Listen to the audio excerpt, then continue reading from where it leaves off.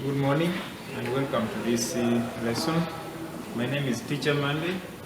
I'm taking you through English for P5 Term 1. It's English P5 Term 1, and I remember telling you the topic we are dealing with is vehicle repair and maintenance. That's the topic, the very first topic for P5 in our first term. So, under that very topic, we will take a look at the different tenses, and here comes that tense of the present perfect. We are looking at the present perfect tense today. That's what our lesson is about. And we are saying in the present perfect tense,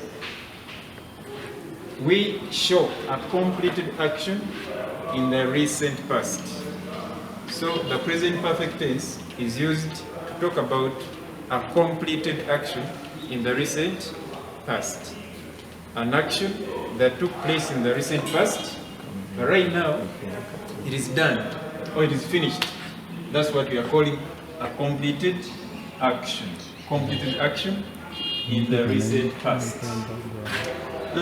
Which pattern are we supposed to follow when constructing sentences in the present perfect tense? There's a pattern we are supposed to follow as we construct our sentences in the present perfect tense. So the present perfect tense, as you see on the board, has two patterns. One is for the plural subject. The plural subject has its pattern. Secondly, we have the pattern for the singular subject. So if my subject, the subject in a sentence is the doer, or the one that is performing the action mentioned in the tense, in the tense sentence, that person or that object, that person or that other thing is called the doer. So the plural subject, or if the doers are very many, we use have after those doers. So we are saying plural subject, the plural subject should be followed by have. After have, we go to this short form the teacher is introducing to you. This is my short form. You can think of another way of shortening the words past participle verb. So our pattern is plural subject plus have plus the past participle verb. If the subject is plural, we add there have.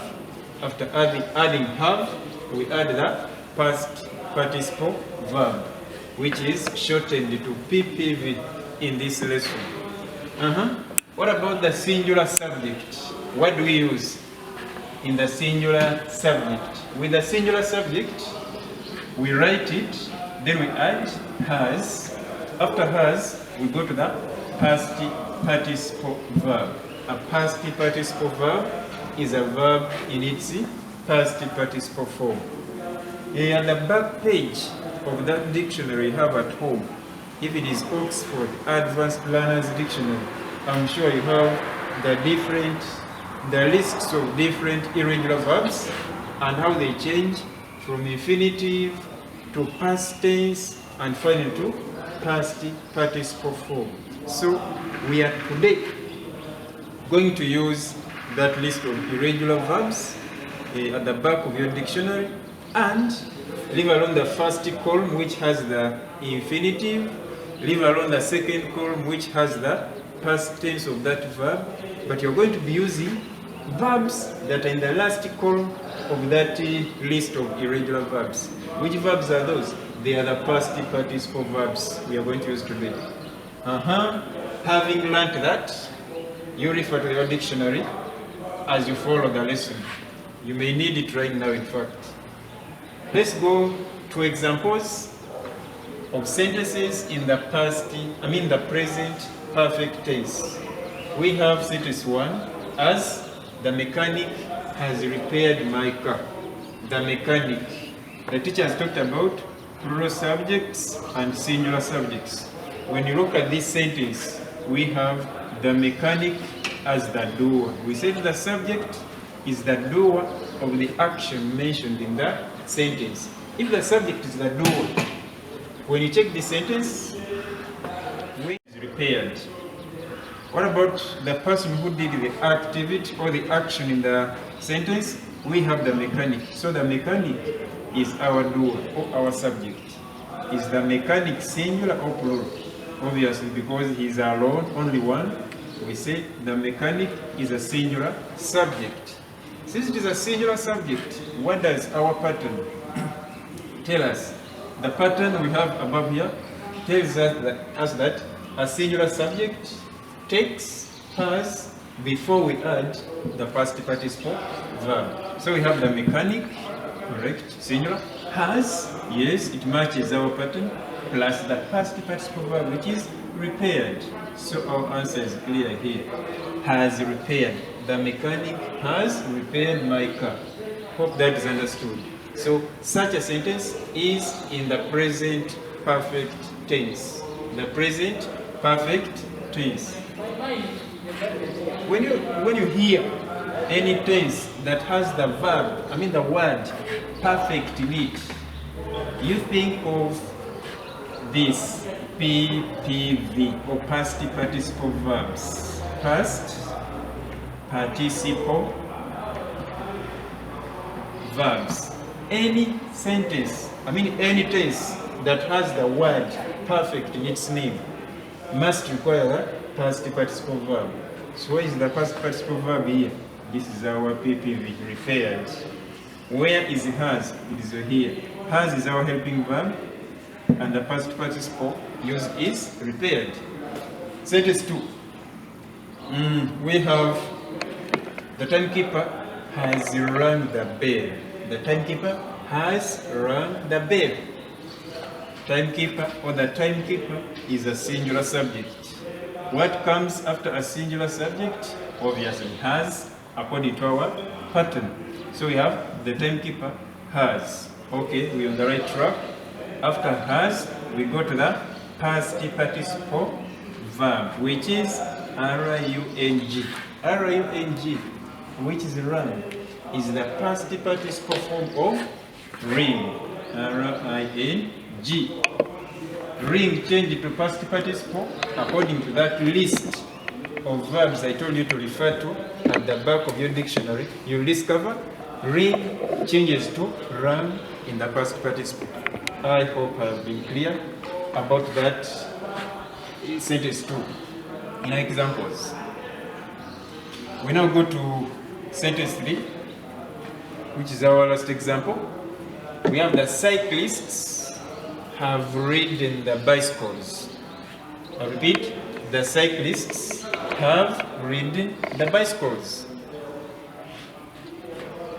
The subject or the doer in this sentence is given in the first place, the cyclists.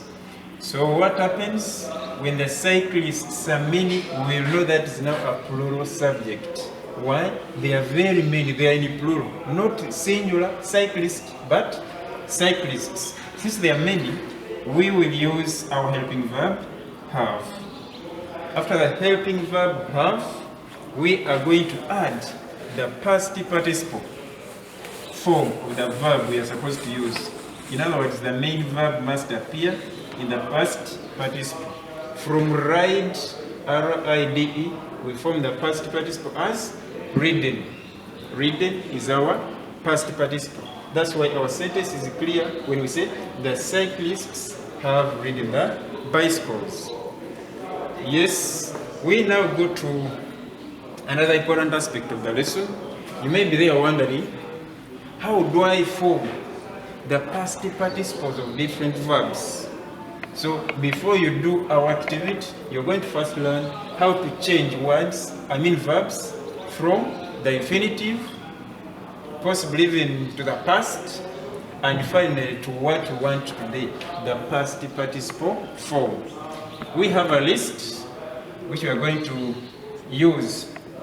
Teacher is going to use it to guide you on how to form the past participle forms of different verbs. But I told you, this is just in addition to what you're going to refer to in your dictionary at the back page where we have lists of irregular verbs. Check that dictionary, Oxford Advanced Learners Dictionary. You'll get a full list of all irregular verbs and how they change excuse me, from the infinitive to the past tense and finally to the past participle. The first verb which is in infinitive form is with. With infinitive. Change it to past tense becomes wove, W-O-V-E. The past participle which we are going to use in our sentences today to construct a sentence in the present perfect tense, the teacher said you need to learn, or you need to learn how to change a verb to the past participle form. So the past participle of with is woven. W-O-V-E-N. Finished. Woven. The next verb we have is drive. Past tense drove. Then the past participle form is D-R-I-V-E-N. Driven. Still is our next verb, and its past tense is stole. Yes.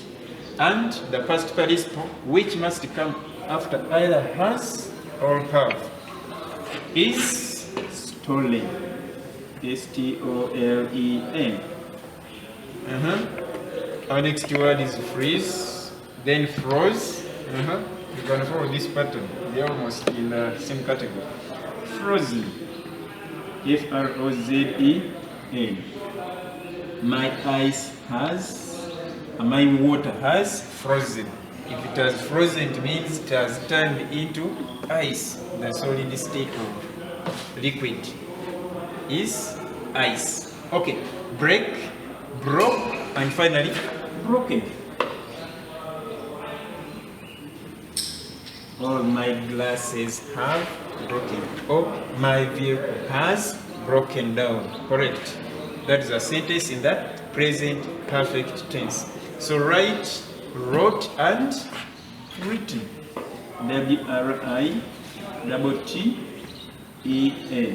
That is written. Our next verb is choose with a double O. Then chose with a single O. The past tense, the past participle will be chosen. C-H-O-S-E-N. So the infinitive has a double O. The past tense has a single O, chose, and the past participle, which we need to use in the present perfect tense, has a single O. Chosen. C-H-O-S-E-N. Our next word in the list is speak, which is in infinitive form. Then spoke is its past tense, and the past participle is spoken. Spoken. Then we have hide, hid, and finally the past participle hidden. H-I-D-D-E-N. I repeat this. Other words, other verbs are in the dictionary at the back page, where you find a list of irregular verbs, and you learn more and more. Give, gave, and finally given. Fall, to fail, past tense, and the past participle is fallen. F-A-L-L-E-N. Fallen.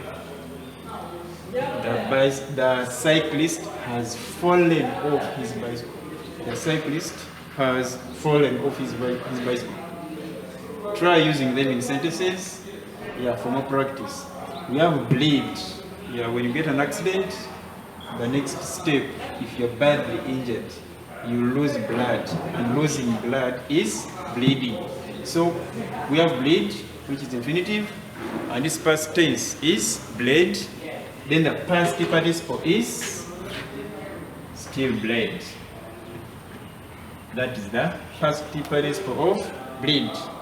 The cyclist, the casualty has bled to death, meaning he has bled and bled and bled, and finally he has gone to heaven. Very bad. Hurt. We have hurt. It remains hurt in the past tense. You hurt me yesterday. Okay. Next, the past participle of hurt is still the same word. Hurt. Take, took. Finally, the past participle is taken. Taken. Taken being the past participle of take. The words I've listed here as the past participle forms of different verbs are the very words that come after helping verbs like have or has. The moment you say has or have, just know the next verb here must be from this column, the past participle. So avoid constructing sentences like, what is take? Yes. That boy has took my pen. After has, we go to taken. My brother has fell off the bicycle. Never. After has, go to this column of the past participle. Don't say has fell. We use has followed by a past participle verb. Next we have by, bought, and finally bought being the past participle. Bought. Next word in the list of verbs we have run, then the past tense of run is rain, and finally from run to rain past tense, then the past participle is back to the infinitive run. The suspects have run away, not ran. The suspects have run away. Correct. Leave, left, and again. The past tense is similar to the past participle for leave, so it remains left. Leave, which has a different spelling but the same pronunciation. In English we call them homophones. Live, then lived, yes. I lived in that village long ago. Lived. Then I have lived in that village for years. Lived. L-I-V-E-D is our past participle for live, which has that spelling, L-I-V-E. Our next word in the list is cut, whose past tense is cut, and again, whose past participle is cut, C-U-T, cut. So cut, just like hat, maintain the same spelling from the infinitive to the past tense to the past participle. That is cut. Break, which is our last word in the list. Break, being our last word in the list, changes to breaked. Have you checked the spelling? Leave alone the other break of B-R-E-A-K. We saw it in the first list. B-R-A-K-E is our next word. So we are here. I'm telling you, the next word is B-R-A-K-E, and is our last in this list. Break, which means stop. Break is the same as stop. So to break a bicycle is to stop it. To break a vehicle is to stop it.